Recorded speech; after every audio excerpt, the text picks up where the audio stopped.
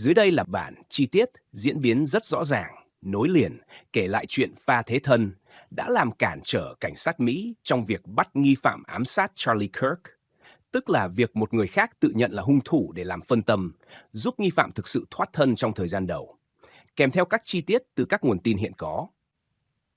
Charlie Kirk, nhà hoạt động bảo thủ nổi tiếng, đồng sáng lập Turning Point USA, đang phát biểu tại sự kiện tổ chức ở Đại học Utah Valley UVU vào ngày 10 tháng 9, 2025. Khoảng 12 hay 23 trưa MDT, múi giờ miền Tây Hoa Kỳ, trong lúc ông Kirk trên sân khấu có tiếng súng nổ, một phát đạn bắn trúng cổ ông. Khán giả hoảng loạn, sự kiện lập tức bị gián đoạn, có khoảng 3.000 người có mặt. Reuters 1. Phản ứng ban đầu và hỗn loạn. Ngay sau tiếng súng, lực lượng an ninh của sự kiện và cảnh sát khuôn viên trường cũng như các nhân viên y tế lao vào sân khấu để cấp cứu. Nhưng ông Kirk đã gục ngã ngay tại chỗ, được xác định đã tử vong sau đó. Tin tức về vụ ám sát lan truyền rất nhanh, qua video, qua người chứng kiến, báo chí và công chúng theo dõi sát sảo. Reuters, cảnh sát, FBI và nhiều cơ quan liên bang được huy động ngay lập tức. Họ phong tỏa khuôn viên UVU, thu thập bằng chứng ban đầu, kiểm tra camera an ninh, xác định vị trí có thể shooter. Theo thông tin cho biết, nghi phạm bắn từ mái nhà rooftop sử dụng một khẩu súng trường Mauser MM98 Bolt Action Rifle. Reuters 2. Pha thế thân, người tự nhận là hung thủ. Trong khi đám đông, các nhà điều tra và truyền thông đều đang tìm manh mối và săn lùng nghi phạm thực sự, có một người đàn ông tên George Zinn, 71 tuổi, xuất hiện ngay sau vụ nổ súng, la lớn rằng tôi đã bắn ông ta, tiếng Anh I shot him. Ông này tự nhận mình chính là hung thủ. Sự kiện này gây ra một loạt hỗn loạn.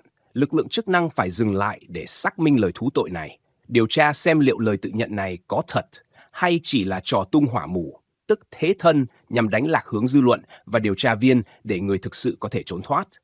The Sun Zinn sau đó bị bắt ngay tại hiện trường vì lời tự nhận hung thủ là nghi vấn lớn, nhưng cũng được thả sau khi xác minh rằng ông này không phải là hung thủ thực sự.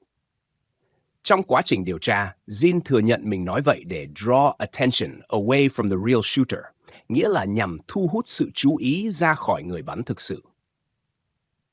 The Sun 3. Tác động của pha thế thân đối với quá trình điều tra. Thời gian bị lãng phí. Khi có người tự nhận là hung thủ, cảnh sát phải dừng lại để thẩm vấn, theo dõi, phân tích lời khai, kiểm tra chứng cứ, xem tuyên bố đó có thể là thật hay giả. Điều này làm chậm quá trình tập trung vào những manh mối thực tế hơn như dấu vân tay, ADN, video giám sát, vật chứng tại mái nhà nơi nghi vấn shooter xuất hiện. VnExpress.net tạo nhiễu thông tin. Sự xuất hiện của lời thú tội giả kết hợp với tin đồn, thông tin sai lệch, giả mạo, làm người dân và truyền thông lẫn tình báo an ninh bị phân tâm một phần bởi những hướng điều tra không mang lại kết quả. Ví dụ như có những người bị nghi là nghi can đầu tiên rồi sau được thả vì không có bằng chứng. VnExpress.net tăng áp lực dư luận và truyền thông vì lời thú nhận tự nhận của Zinn được lan truyền rộng rãi. Nhiều người trong công chúng nghĩ rằng hung thủ đã bị bắt, dẫn đến sự hoang mang, có những thông tin bị phát tán nhanh trước khi cảnh sát xác minh.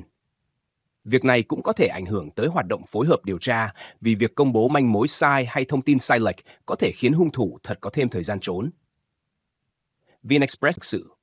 Trong khi pha thế thân làm phân tán sự chú ý, các nhà điều tra không buông bỏ. Họ tiếp tục sàng lọc các video giám sát, hình ảnh từ nhiều camera, tìm kiếm dấu vết ADN, dấu tay, dấu chân và những dấu hiệu vật lý khác tại hiện trường. Theo các báo, họ xác định được khẩu súng, dấu vân tay, dấu ADN liên quan đến hung khí. Reuters, cùng lúc đó, có một manhunt kéo dài khoảng 33 tiếng, từ khi vụ nổ súng đến khi nghi phạm thực sự là Tyler Robinson, 22 tuổi bị bắt. Việc bắt giữ được hỗ trợ bởi cha của Robinson, người nhận thấy hình ảnh con trai trong những hình ảnh nghi can được công bố bởi FBI. Cha ông đã khuyên con mình ra đầu thú. Ngoài ra, cũng có một mục sư, pastor, người quen với an ninh tòa án, đã giúp trung gian liên lạc sau lời khuyên của cha và lực lượng liên bang đến bắt khi Robinson đầu thú. VnExpress.net 5. Kết quả và các cáo trạng đối với nghi phạm cũng như George Zinn. Với Tyler Robinson, các công tố viên bang Utah đã đệ đơn nhiều cáo buộc bao gồm giết người với tình tiết tăng nặng, aggravated murder, cản trở công lý, obstruction of justice, can thiệp nhân chứng, witness tampering và những tội liên quan đến việc sử dụng súng gây thương tích nghiêm trọng. Họ cũng đang đề nghị mức án tử hình vì tính chất nghiêm trọng của vụ án.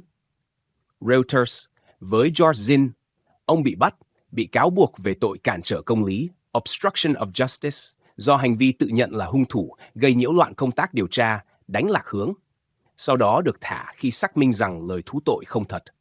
Ngoài ra, có thông tin rằng trong điện thoại của Zinn cũng phát hiện nội dung sai phạm, mặc dù không liên quan trực tiếp vụ ám sát Charlie Kirk. New York Post 6. Phân tích sâu về pha thế thân. Vì sao làm được? Những yếu tố cho phép.